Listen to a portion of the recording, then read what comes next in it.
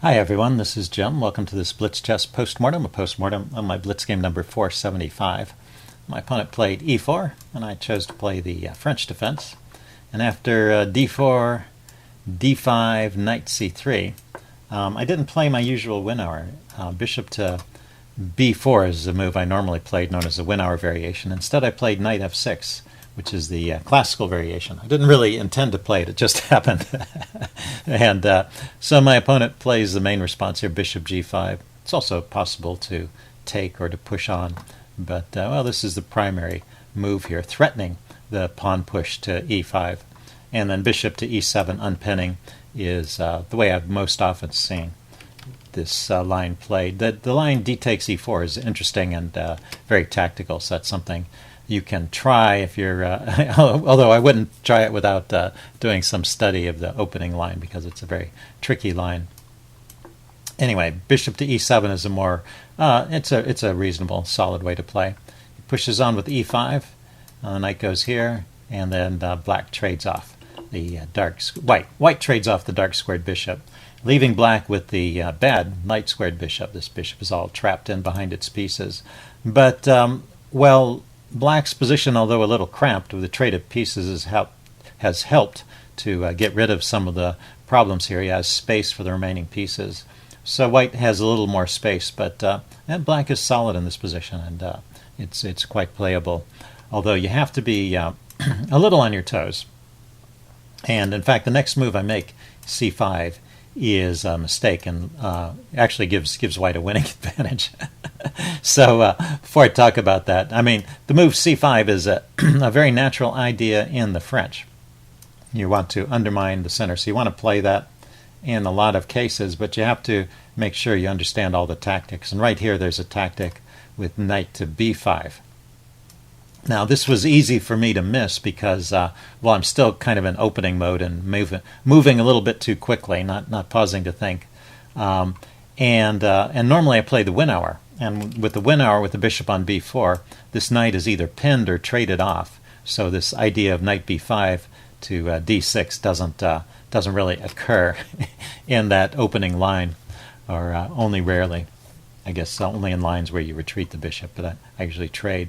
So anyway, it's a tactic that I'm not that familiar with because it's a position I'm not that familiar with, and so I'm overlooking. It's kind of an obvious tactic if I had paused to think about it, but I was still kind of playing in opening mode and not thinking so tactically. Okay, so c5 is a big blunder, and my opponent immediately spots it and parks his knight on b5 with a double threat. Coming in here with check, just taking away my castling privileges. That can't be prevented. And also, it wins the bishop if I play my king to f8, which I thought after the check I would just go king f8. But he can just take my bishop, and then his knight, after taking the bishop, can go back to d6, so it doesn't even get trapped here. So actually, after knight to d6 check, I have to play my king to d8.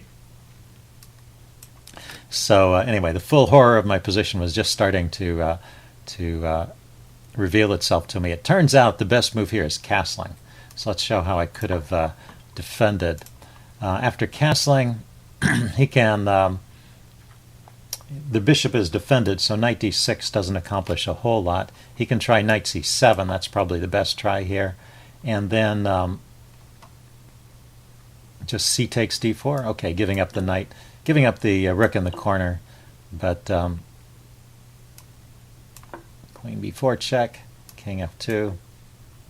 I guess this knight is eventually going to be trapped. So you've given up the exchange, but you get a little bit of activity, and that's the best way to play it. Okay, that's interesting. Let's see. After castles, if I had,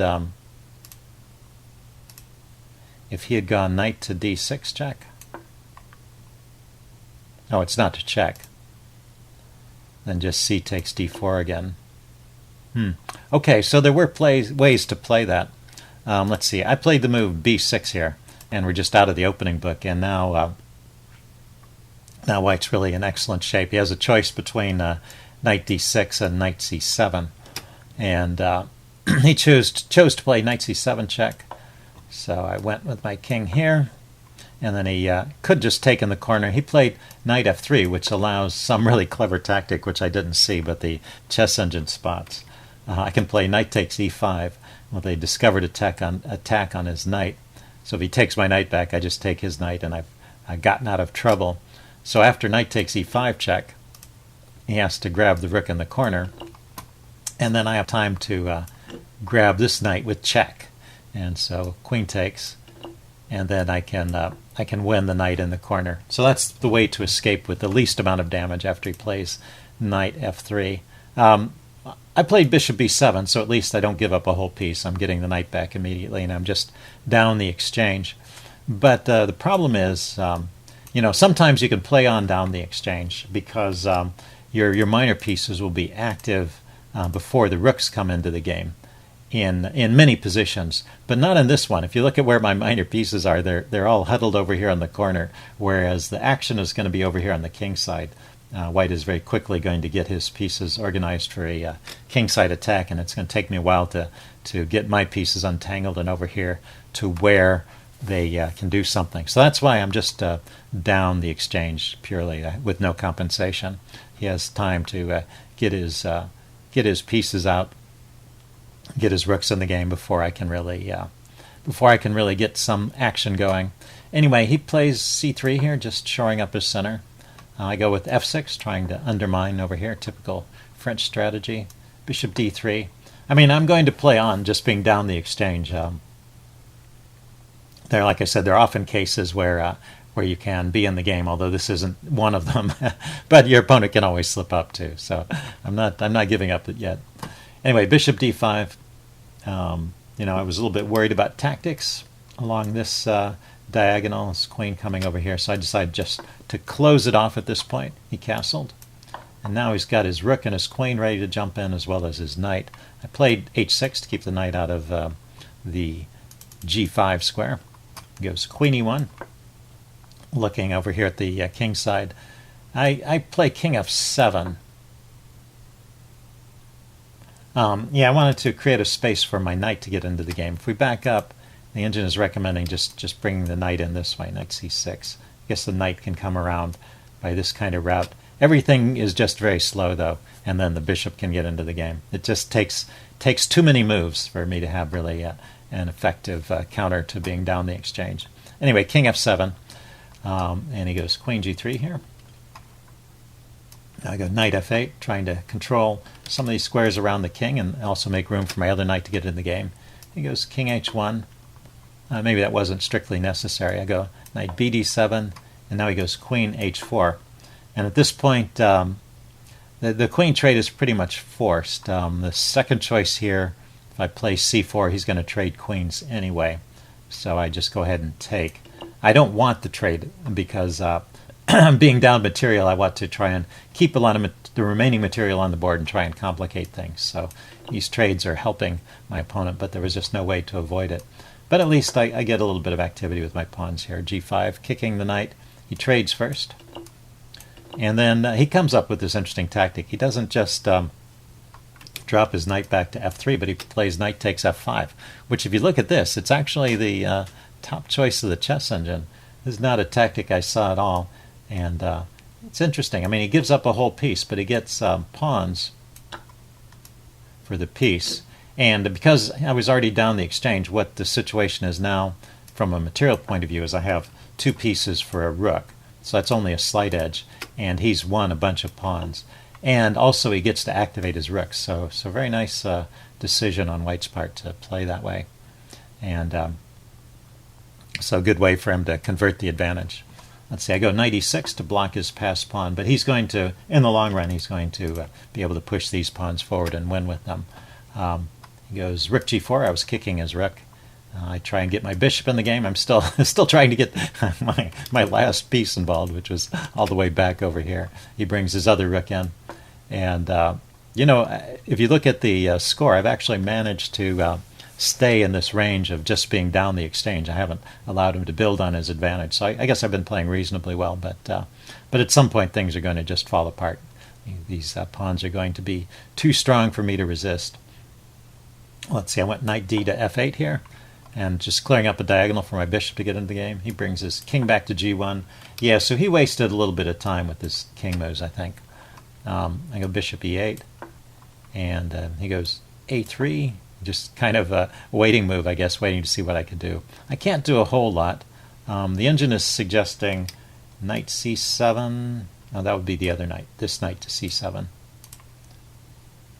Or bishop to d7. Yeah, so I was trying to activate my pieces, but this is a mistake. With this move,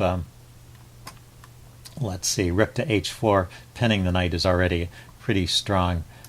Also, bishop to f5 is not a bad move. And knight to g5, this is my idea to activate via this route, but he can also trade things off or play h4 to kick the knight away. It's not stable there. And now I really need to go back to f7. But anyway, I went to h7. He played bishop to g6, and provoking another trade. And as in the case with the queens, I don't want the trade, but really the best choice here in this position is to trade and just let him win with 2 rooks against rook and 2 knights, and with his extra pawn, see if he can win. But probably that's a fairly easy win. Anyway, so I'm trying to keep more pieces on, but now this is the decisive mistake. His rook penetrates with a check, and I'm dropping another piece here. Let's see, I play on a few more moves, but it's all over here. Takes, trade, grab a pawn here. Oh, I was thinking maybe I was getting a pawn over here and get a passed pawn, but I was ignoring the fact that his rook was guarding the pawn, and so I resigned at this point. But anyway, I thought there were a few interesting points to that game, especially that bit about the opening. If you find yourself in an opening that you're unfamiliar with, you have to refrain from playing routine opening moves and make sure you're really checking the tactics out. Okay, I hope you guys enjoyed that. Leave any comments you have in the section below, and I will see you again soon. Bye.